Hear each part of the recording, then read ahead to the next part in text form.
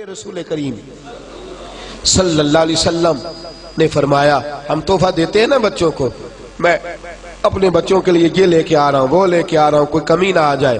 میرے حبیب پاک صلی اللہ علیہ وسلم نے فرمایا کسی والد کا اپنی اولاد کے لیے سب سے بہترین تحفہ یہ ہے کہ وہ اسے اچھا ادب سکھا دے۔ یہ سب سے بولیے یہ کون سا تحفہ ہے؟ کیا سکھانا ہے اولاد کو؟ ادب نہیں، اچھا ادب۔ کون سا ادب جی؟ بول کے بتائیے۔ جن کے قریب کوئی سو رہا ہے وہ ذرا زیادہ اونچا بولے تاکہ وہ اٹھ جائے۔ کون سا ادب سکھانا ہے؟ اچھا ادب۔ اپنی اولاد کو اچھا ادب سکھائیے۔ دیکھیے جس دکاندار کو ادب نہ آتا ہو اس کی دکان پہ گاہک نہیں ہوتا، اور جس گھر والے کو ادب نہ آتا ہو اس گھر کے اندر کوئی شخص قیام، اس شخص بے ادب آدمی کی زندگی اجیرن ہو جاتی۔ جو بد اخلاق آدمی ہوتا ہے اس کے ساتھ کسی کا تعلق قائم نہیں رہتا۔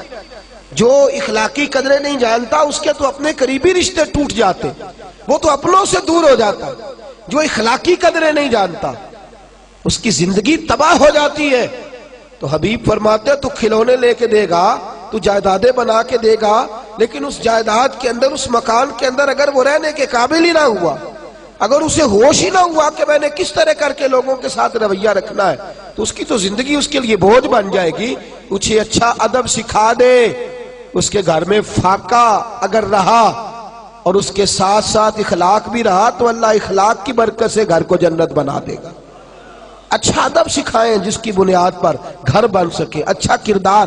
میرے نبی کریم صلی اللہ علیہ وسلم نے فرمایا تم میں سے ہر شخص نگران ہے، اور تمہیں اپنی رعایا کے بارے میں اللہ کی بارگاہ میں جواب تو یہ نہیں کہہ سکتا یار برے مل گئے تھے، یہ نہیں تو کہہ سکتا بہک گئے تھے، تو یہ نہیں کہہ سکتا کہ میں مصروف رہا نا، ادھر ادھر کی تو بات کر، یہ بتا کہ قافلہ کیوں لٹا، مجھے رہزنوں سے غرض نہیں تیری رہبری کا سوال ہے، تو بتا انہیں پانی کون دیتا رہا، انہیں تناوت رخت کون بناتا رہا، تیری ڈیوٹی تھی۔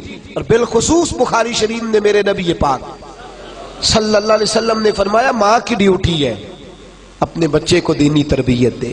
بالخصوص بالعموم تو والد کی ذمہ داریاں سب سے زیادہ ہے، لیکن ماں چونکہ گھر کے اندر زیادہ وقت گزارتی ہے، ماں کا تعلق بچے کے ساتھ اس طرح ہوتا ہے جس طرح کہ ایک آنگن کے اندر مختلف لوگ رہتے ہیں۔ والد تو کبھی کبھی ایسے آتے ہیں جیسے ایک ڈاکٹر وارڈ کے اندر وزٹ کرنے آتا ہے، تو ماں کے ساتھ بچوں کو وقت زیادہ گزارنا ہے۔ مائیں اچھی پرورش کر سکتی ہیں اگر وہ فکر کریں، سوچ کریں کہ میرا بیٹا دنیا داری کی تو ساری باتیں کرتا ہے، اس کی لبوں پر رسول اللہ کا نام کیوں نہیں آتا، اس کی زبان پر درود پاک جاری کیوں نہیں ہوتا، اس کے جملوں میں سیدنا امام حسن حسین کا لفظ کیوں نہیں آتا، یہ سیدنا ابو بکر صدیق اور عمر فاروق کا نام کیوں نہیں لیتا۔ تربیت کرنا والدین کی ذمہ داری ہے۔ میرے نبی پاک صلی اللہ علیہ وسلم نے فرمایا تم سے سوال ہوگا، مائیں دیکھیں نا غوث اعظم جیلانی کا واقعہ، ماں نے کہا ہے سچ بولنا ہے، تو ابو عبد القادر جیلانی کی زبان سے ساری زندگی سوائے سچ کے کچھ نکلا ہی نہیں، سوائے سچ کے کچھ بولیے، سوائے سچ کے کچھ نکلا ہی نہیں۔ اور جب نکلا نہیں تو میرے غوث اعظم نے سوائے سچ کے کچھ بانٹا ہی نہیں، انہوں نے کروڑوں لوگوں کو سچ کا عادی بنا دیا، بے حساب لوگوں کو سچ کا ماں ہے۔ حضرت ربیہ بن ابو عبد الرحمن، یہ پتہ ہے کون سی یہ کون تابعی بزرگ ہے؟ یہ حضرت امام مالک کے بھی استاد ہیں اور خواجہ حسن بصری کے بھی استاد ہیں، حضرت حسن بصری کے بھی استاد، اور مدینہ منورہ میں مسجد نبوی کے اندر درس حدیث دیا کرتے تھے۔ ان کے والد کا نام تھا ابو عبد الرحمن، یہ پیدا ہونے والے تھے، تاریخ بغداد میں لکھا ہے پیدا ہونے والے، ماں کے شکم میں تھے تو ابا جی جہاد کرنے چلے گئے، اور 30,000 دینار اماں کو دے گئے، کہا یہ پیسے ہیں گھر کے خرچے کے لیے اور سنبھال رکھنا، میں واپس آ کے حساب لوں گا۔ کتنے پیسے دے گئے بولیے؟ بنو امیہ کے زمانے میں جہاد کرنے گئے تو 27 سال کے بعد واپس آئے۔ کتنے سالوں کے بعد بولیے؟ یہاں اللہ خیر کرے ابا جی باہر جا کے مزدوری کرے نا سعودی عرب اور ساری زندگی پیسے بھیجیں تو اللہ ماشاءاللہ سب کی بات نہیں کرتا، لیکن جہاں اختلاف ہوتا ہے، وہاں اماں بچوں کو کہتی ہے او بیٹے پیسے کما لینا کون سا کمال ہے، میں تمہاری دکھوں سکھوں کی ساتھی رہی ہوں، تو بیٹھ کے موج کرتا تھا، 40-50 ہزار بھیج دیتا تھا، یہ بھی کوئی کمال ہے؟ خدا کی بندی تو دیکھ تو صحیح۔ اور یہی کام والد صاحب کرتے ہیں، وہ کہتے ہیں ساری زندگی تو میں نے تمہارے لیے جو ہے وہ پریشانی میں گزار دی، اماں کا کیا کمال، روزی روٹی تو سارے پکا لیتے۔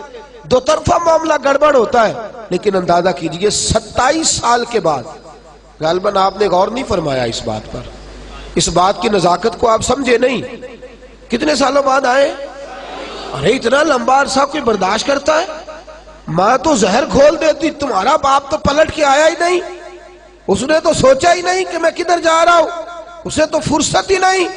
کہ ماں کو پتا ہے وہ خدمت دین کے لیے نکلا ہوا ہے۔ 27 سال کے بعد جب آپ گھر آئے تو اب 27 سال کا بچہ ہو گیا ہے، تو بچہ جوان ہو گیا ہے، گھر آئے تو نیزہ ہاتھ میں پکڑا ہے، مدینہ منورہ کے رہنے والے خوبصورت شہر میں آ کے 27 سال بعد جہاد سے لوٹے، اپنے دروازے پہ دستک دی۔ اصل ہوتا یہ تھا کہ فوجیں ایک شہر فتح کیا تو اگلے شہر چلی گئی، اس سے اگلے شہر چلی گئی، تو جس کا دل نہیں بھرتا تھا جہاد سے وہ لگا رہتا۔ 27 سال بعد لوٹے جناب ابو عبد الرحمن، دروازے پہ دستک دی، جناب ربیہ محدث امت، دروازہ کھولا، جی بابا جی، کہنے لگے پیچھے ہٹ میرا گھر ہے، کہنے لگے جناب خیال کریں آپ کا گھر کدھر سے آ گیا، گھر تو میرا ہے، کہنے لگے میرا ہے، کہا نہیں میرا ہے، جھگڑا زیادہ ہوا تو محلے دار کٹھے ہو گئے، اب بہت سارے لوگ ان کو حضرت ابو عبد الرحمن کو پہچانتے بھی نہیں، کہنے لگے بابا ساری زندگی سے یہ نوجوان یہاں رہ رہا ہے، اسی گھر میں پیدا ہوا ہے، تو کیسے کہتا ہے میرا گھر ہے؟ کہنے لگے میرا نام ابو عبد الرحمن ہے، میرا گھر ہے، سارا زمانہ جانتا ہے، کسی بوڑھے کو بلاؤ۔ اندر سے والدہ نے لفظ سن لیے اور جناب ربیہ کو کہنے لگی بیٹے دروازہ کھول کے سینے سے لگا، یہ تیرے والد گرامی ہے، یہ تیرے والد گرامی ہے۔ لفظ ادا کی تو 27 سال بعد بچھڑا ہوا بیٹا باپ سے ملا، باپ بیٹے سے ملا، آنسو درد بن کے ٹپکے، ماتھا چومتے رہے، دیر تک ملتے رہے، اندر آئے، عصر کا وقت قریب تھا، جناب ابو عبد الرحمن بیٹھے آ کے، والدہ نے کھانا رکھا، حضرت ربیہ کی والدہ نے، اور جناب ربیہ جلدی سے وضو کر کے نکل گئے، عصر کے بعد درس حدیث دینا ہے، وہ تشریف لے گئے تو پیچھے سے حضرت ابو عبد الرحمن یہ نہیں پوچھا 27 سال وقت کیسے گزرا، یہ نہیں پوچھا کہ تم نے دھوپ چھاؤں میں کیسے گزارا کیا، یہ کہنے لگے اور میرے 30,000 دینار کدھر ہیں، 30,000 دینار کدھر؟ اور بی بی سمجھدار آگے سے یہ نہیں کہتی اچھا 27 سال بعد آیا اور تجھے پیسوں کی فکر ہے، میری فکر ہی نہیں، بچوں کی فکر ہی نہیں۔ کہنے لگی آپ اس طرح کریں، کھانا کھائیں، وضو کریں، مسجد نبی میں جا کے نماز عصر پڑھ کے آئے، آپ نماز ادا کر کے واپس آئے، بتاتی ہوں 30,000 دینار کدھر ہے۔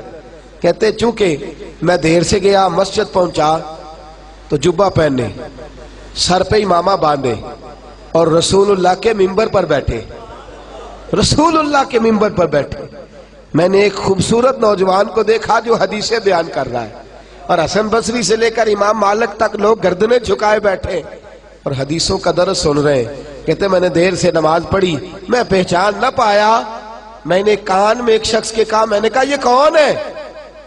اتنی چھوٹی عمر میں اتنا اعلیٰ 27 سال کا جوان اور اس قدر خوبصورت اس کا انداز کہ مسجد نبی میں درس حدیث۔ تو کہتے وہ کہنے لگے بابا جی آپ نہیں جانتے یہ ربیہ بن عبد الرحمن ہے، یہ کہتے میرا بیٹا، میرا صاحبزادہ۔ چھلک پڑی آنکھیں آنسوؤں سے، تڑپ اٹھے، بے چین ہو گئے، رو پڑے، روتے روتے واپس گھر آئے، آ کے کہنے لگے ام ربیہ تو نے تو کمال کر دیا، تو نے تو کمال کر دیا، میں 27 سال آیا نہیں اور تو اکیلی عورت میرے بیٹے کو اتنا بڑا بنا دیا ہے کہ وہ رسول اللہ صلی اللہ علیہ وسلم کی مسجد میں حدیث کا درس بیان کر رہا ہے، کیا بات ہے تیری؟ تو کہنے لگی اچھا اگر آپ خوش ہوئے ہیں تو پھر میں نے 30,000 دینار آپ کے بیٹے کو عالم بنانے پہ خرچ کر دیے، آپ راضی ہیں میری اس بات سے؟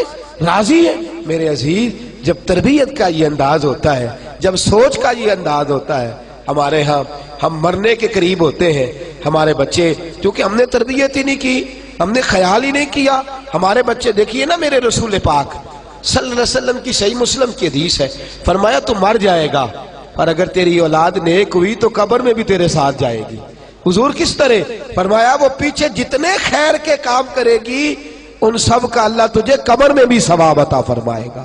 لیکن ہم نے تو بچے کو سکھایا ہے دنیا کمانی، ہم نے تو سکھایا ہے پارٹیوں کو ڈیل کرنا، ہم نے تو اسے سکھایا ہے سوسائٹی کے اندر اچھا مقام پیدا کرنا، ہم نے تو اسے سکھایا ہے کاروباری مدوجہد، ہم نے تو اسے سکھایا ہے شریکے کے ساتھ جھگڑا کرنا، ہم نے تو اسے سکھایا ہے کہ بس تو اچھا ہے باقی سارا زمانہ برا ہے۔ ہم نے تو یہ سکھایا ہی نہیں کہ قرآن کیسے پڑھا جاتا ہے، یہ سکھایا ہی نہیں کہ آداب زندگی کیا ہے، ہم تو اسے مسجد تک لے کر کے ہی نہیں آئے۔ ہم نے تو شہزادے بنایا ہے، نوابزادے بنایا ہے، ہم نے تو انہیں بڑے بڑے جو ہے وہ القابات سے نوازا ہے۔ یہ توجہ ہی نہیں کی کہ انہیں ہمیں کہیں لے کر کے جانا چاہیے، ان کی تربیت ہونی چاہیے۔ تربیت اولاد کے لیے، فکر مندی اولاد کے لیے سب سے ضروری ہے انسان کے کردار کا صحیح ہونا۔ سب سے ضروری کیا ہے؟ بھئی آپ بچے سے کہیں بیٹے چل مسجد، چلا جائے گا؟ کہے گا ابا جی آپ کیوں نہیں جاتے؟ آپ بھی تو بتائے نا، آپ آرام سے لیٹے ہیں مجھے کہہ رہے ہیں مسجد چلیں۔ بیٹا قرآن پڑھا کرتا ہو، کہے گا آپ کو کیا پریشانی ہے آپ کیوں نہیں پڑھتے؟ کردار کی عظمت یاد رکھیے، غور کیجئے، اس جملے کو بھولیے گا نا۔ بچے آپ کی باتوں سے اتنا نہیں سیکھتے جتنا آپ کے کردار سے سیکھتے، آپ کے کردار سے جتنا سیکھتے اتنے آپ کے افکار کے، اپنے افکار اور نظریات بھی اچھے ہونا ضروری ہے۔ اچھے افکار ہی اچھے کردار کو جنم دیتے ہیں۔ لیکن اگر آپ کی گفتگو ٹھیک ہے اور عمل صحیح نہیں، لب و لہجہ ٹھیک نہیں، ہر وقت ڈانٹنا، ہر وقت جذبات میں رہنا، بچوں سے پیار ہی نہ کرنا۔ اقرا بن قیس آئے تو نبی پاک صلی اللہ علیہ وسلم کسی کے بچے سے پیار کر رہے تھے، کہنے لگے یا رسول اللہ میں تو اپنے بچوں سے نہیں کرتا، آپ نے غیر کے بچے چھاتی پہ لٹا رکھے ہیں۔ تو میرے حبیب نے فرمایا اگر رب نے تیرے دل سے رحم چھین لیا ہے تو میں کیا کروں؟ مجھے تو اللہ نے رحمت للعالمین بنا کے بھیجا ہے، رحمت للعالمین، بچوں سے شفقت والا ماں۔ اور کردار کی بات، حضرت عامر بن عبداللہ فرماتے حضور ہمارے گھر آئے تو میرا چھوٹا سا بھائی تھا، توجہ ہے آپ کی؟ تو اس کی والدہ کہنے لگی، میری والدہ کہنے لگی بیٹا ادھر آ تجھے کچھ چیز دوں گی، ادھر آ۔ لوگ کہتے نہیں میں فلاں کام کر دوں گا، ابو داؤد شریف میں ادھر آ بیٹے، تو کہتے ہیں نبی پاک صلی اللہ علیہ وسلم نے فرمایا عامر کی والدہ تو اسے کیا دے گی؟ کہنے لگی میرے پاس کھجورے ہیں، وہ دینے لگی۔ تو حضور فرمانے لگے اگر تو اسے کچھ نہ دیتی تو اللہ کی بارگاہ میں تیرا یہ جھوٹ لکھا جاتا۔ حضور بچے کے ساتھ بھی، نابالغ کے ساتھ بھی، چھوٹے کے ساتھ بھی فرمایا اگر چھوٹے کو پتا چل جائے کہ تو جھوٹ بولتی ہے اور تیرا انداز ٹھیک نہیں ہے، ماں باپ کا جو ہے وہ کردار قول اور فعل کے اندر تضاد ہے، تو فرمایا اس بیچارے کی تو تربیت بگڑ جائے گی، اس کا تو انداز بگڑ جائے۔ فکر کریں، سوچیں آپ گھر کے اندر کیسا کردار رکھتے ہیں، آپ کا انداز کیا ہے، آپ کا طرز کلام کیا ہے، آپ کا انداز تربیت کس طرح کا، آپ گھر کے اندر رہتے ہیں تو کس طرح رہتے ہیں، کیا طریقہ ہوتا ہے۔ اگر اب بچہ دیکھتا ہے نا کہ ابا جی تو فلمیں دیکھتے ہیں، ابا جی تو فلاں کام کرتے ہیں، تو وہ ضرور تاڑتا ہے، وہ ضرور غور کرتا ہے، وہ کہتا ہے مجھے منع کیا جاتا ہے، خود ان کی توجہ کس طرف رہتی۔ میرے نبی کریم صلی اللہ علیہ وسلم نے عملی تربیت فرمائی، اولاد کی عملی تربیت۔ اور یاد رکھیں ایک جملہ کہنے لگا ہوں، جو والدین اپنے گھر میں بیٹھ کے اپنے بچوں کے سامنے اپنے بھائیوں کی غیبت کرتے ہیں اور ساتھ اپنے بچوں کو مل جل کے رہنے کا حکم دیتے ہیں، وہ یاد رکھیں اگر اپنے بچوں کے سامنے وہ اپنے بہن بھائیوں کے بارے میں باتیں کر رہے ہیں تو ان کے بچوں کا بھی اتفاق رہنا ممکن ہے نہیں، ان کا بھی اتفاق کے ساتھ رہنا ممکن ہے، اس لیے کہ وہ تیری بات ایک جانب ہے، تیرا کردار دوسری جانب ہے، یہ کیسے ہو سکتا ہے؟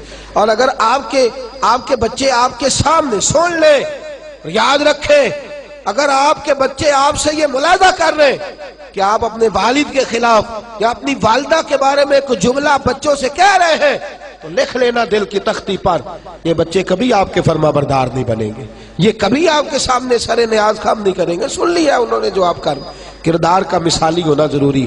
اور کبھی بھی کسی بچے کو اس لیے فوقیت نہ دیں کہ وہ بچہ ہے، اور بیٹی کو کبھی بھی اس لیے پیچھے نہ کریں کہ وہ بیٹی ہے۔